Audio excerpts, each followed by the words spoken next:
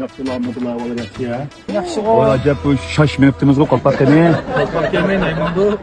Oo toyga. Yeni sılma kulurum. Bu nima degan gap bu endi ya? Yeli sili şumu deb bizning qilgan vazifamiz shu. O'sha yaqaysanlar bexatarlik uchun chiqib qoldik bu yerga. Bakaq ishimiz chiqib qolmadik bu yerga. Qanday gap bu endi? Ben çukam toyga mangan. Çeçimni manç pulla yasattım. Kalpak giysem buzuldu ki. Kalpak kayman bir ayaga mandim bu to'yga deb jambila o'ynashmayli jinim acha. Kas günsüma siz. Bugün mü yenisini çıkıp kalsam. Sizlerin başka işinler yok mu? O siz bunda degan bilan acha. Ya bu to'yib bu barala lekin mush yo'l to'pisida, bu yo'l ustida to'yib berish jarayonida qalpoq kaymay mangandan keyin sizga almaz bir shub qolsa, bu chash muhimmi, sesini jon muhimmi? Sizniki acha hozir shu qilganmish qilmishdan ha, ikki xatolik bor sizda. Birinchi xil xatolik bo'lsa, shu yo'lninki o'ng qo'l tarafidan mang'anganda so'l qo'l tarafidan o'tganlar. Ikkinchi xatolik sizlar shu bexatarlik qatnash qonuni bo'yicha vaqtda qalpoq kaymalar. Bundan keyin bu ikki xil xatoliklari asosan Cumhuriyet Halk Cumhuriyeti'ninki qatnash bexatarlik qonuni bo'yicha sizga jarmani qo'yamiz. Qaragan qalpoq kiyishni bilmaydigan o'xshaylar acha. Men sizga qalpoq kiyishni men o'ytib qo'yay, qanday kiyimiz qalpoqni. To'g'rimi?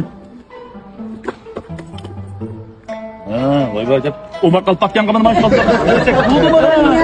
Ara yasatgan çeçim. Oy çeçim bu ketdi. Sana kaş mıyım can mıyım Yatmaydı ki ama ağzına ağdırıp semirip bir yak verip la. Awacha mangane toyga. Toyga ne oldunuz? Hadi kavalınız yakşı ya.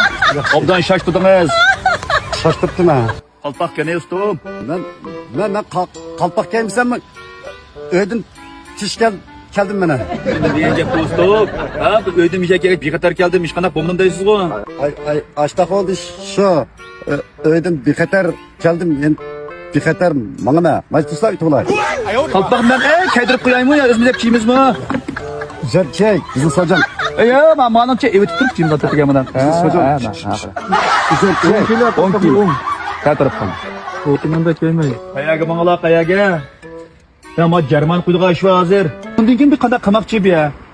İşki bir eğiz bir suzun olmayan anapaqaymış hadi ben.